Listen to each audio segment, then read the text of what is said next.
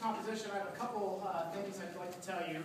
The first thing is I inadvertently left off a few names from the program.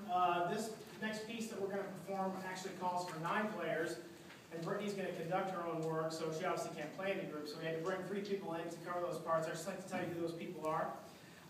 We have Parker Roth from Minneapolis, Kansas, Paul Elshinger from Lawrence, Kansas, and Brian Lamrue from Baldwin City, Kansas, right here. So I'd like to thank those 3 for coming in and helping us out with this piece. The second thing I'd like to tell you is most of you that have been to our conference in the past know that I have sort of a long-standing tradition that when I have a senior that's graduating in the ensemble, I like to do a little something to recognize that person. And this lady right here is going to be playing her last concert with us tonight. So I have a few words I'd like to say about her, if you don't mind me indulging you for just a few moments.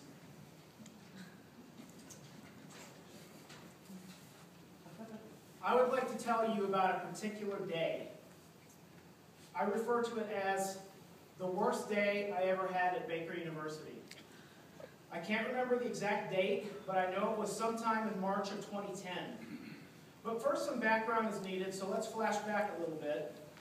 Please let me begin by telling you about this remarkable student standing here with me who is playing her last concert with the Baker Percussion Ensemble this evening. Hers is a story that is a testament to hard work, perseverance, and an incredible will to succeed. I feel I know her pretty well after 3 years, so I don't think she will mind if I share some details about her journey with you. I first met Brittany Hines in May of 2009 when she came to Baker as a junior college transfer from Hutchinson Community College on a basketball scholarship. When I first met her at her music audition, she was a little shy, but she was obviously an outstanding percussionist, and I was so happy to have her as a new percussion music major. As I expected, her first semester in the music department in fall 2009 was excellent, and her skills on the basketball court were fantastic. She was a regular starter on the basketball team, and if memory serves correctly, I believe she led the team in minutes per game that year. Fast forward now to March 2010, and again, as I mentioned previously, we come to the worst day I ever had at Baker. We were in a lesson together, and I mentioned to Brittany about some of the plans I had for her the next fall semester, but I could tell by the look on her face that something was definitely wrong. After some prodding, she told me that she was pretty sure that she was going to transfer to Kansas State University at the end of that spring semester. My heart absolutely sank. Not because I was worried about losing a percussionist, but because I enjoyed her so much as a person. As a teacher, believe me when I tell you, students like this one simply just don't come around very often. I knew what a disappointing loss it would be, not only to our music department, but to the university as a whole. As like most of us who are adjusting to a new situation, sometimes things just don't seem to be clicking for whatever reason.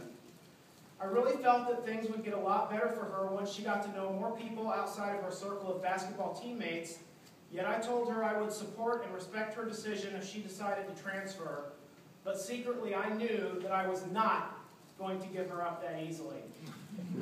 That's when I knew I had to search for help, for reinforcements, for the X factor.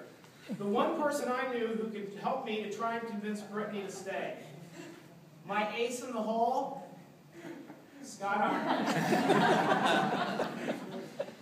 I could tell that Scott and Brittany were fast becoming good friends, and he and I would conspire over the course of the next few months, thinking up whatever we could to help convince Brittany to stay.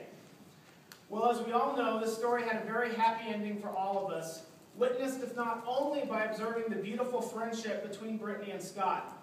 Theirs is the closest I've ever seen as a teacher here. You just hardly ever see either of those two without the other.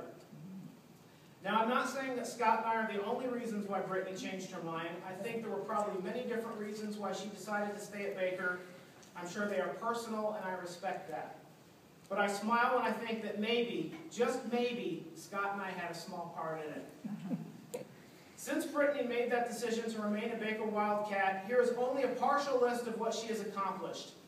Selection to the 2011 Small College Intercollegiate Band in Seattle, Washington, 2 consecutive selections to the Baker Honor Recital, the 2011 and 2012 recipient of the Robert Denham Memorial Scholar Award, a 2012 Mildred Hunt Riddle Department of Music and Theater Recognition Scholar, winner of the Best Musical Composition from the Fall 2010 Percussion Methods class, which is a delightful piece you're about to hear called the DeLorean, one of only 127 women basketball players in the country to be named a 2011 NAIA Scholar Athlete, and last, but certainly not least, on December 31st, 2010, she broke the all-time Baker women's basketball team record for points scored in a single game with 34 points against Southwestern College.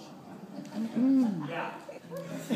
Even with as much as I've told you, I feel I've only scratched the surface of what an exceptional student and representative for Baker University this wonderful young lady has been.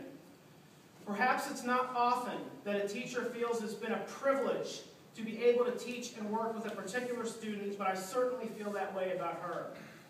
And of course, I know I will never ever be able to watch Back to the Future again without thinking of her. Brittany, this final comment doesn't even begin to sum up what you have meant to me, but it comes from the heart. Thanks for staying. Ladies and gentlemen, will you join me in saying goodbye and thank you to Miss Brittany Hines.